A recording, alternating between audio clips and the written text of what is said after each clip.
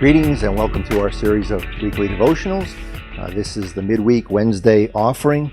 In our look, we're halfway through our look at a passage in the book of Revelation, chapter 21.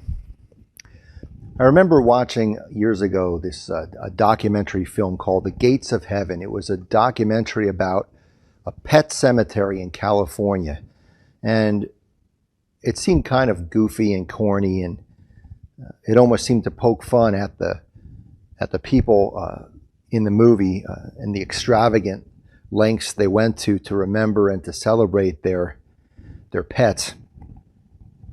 But the renowned movie critic, the late Roger Ebert, I remember reading his movie review of the documentary, and he said that despite its sort of silly theme, it really contained what he felt were universal truths.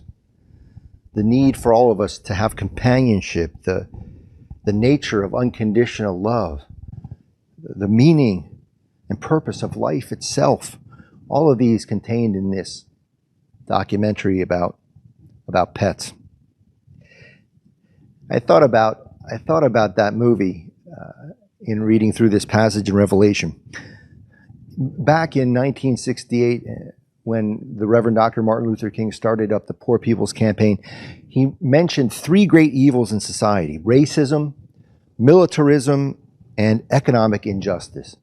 But later, the movement added two injustices to that list: the injustice or the evil of Christian nationalism, and also ecologic injustice, the need to care for the environment, the need to care for all of creation.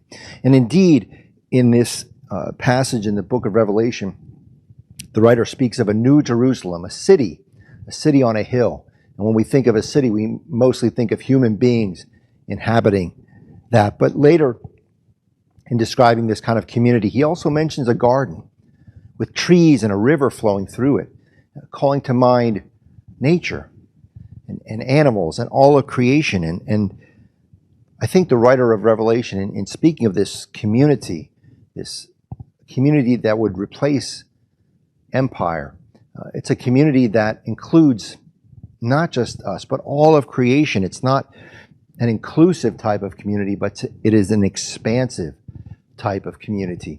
And I think it causes us to consider, as members of a faith community, if our basic attitude is to look inward or to look outward. I think so often we are insular in our considerations. Those of us in church, we sometimes think, well, we want the hymns to be just the ones we like. We want the worship service to cater to us. We look for a church that has a Sunday school that fits our children's needs. We hope that the events and the activities cater to our interests and meet our schedules. And it's all about me, and what the church can do for me. And of course, this passage, the gospel in general, reminds us that our life as people of faith is not about looking inward, but about looking outward. It's not about being insular, but about being expansive in our community, in our reach, in our efforts for justice. Amen.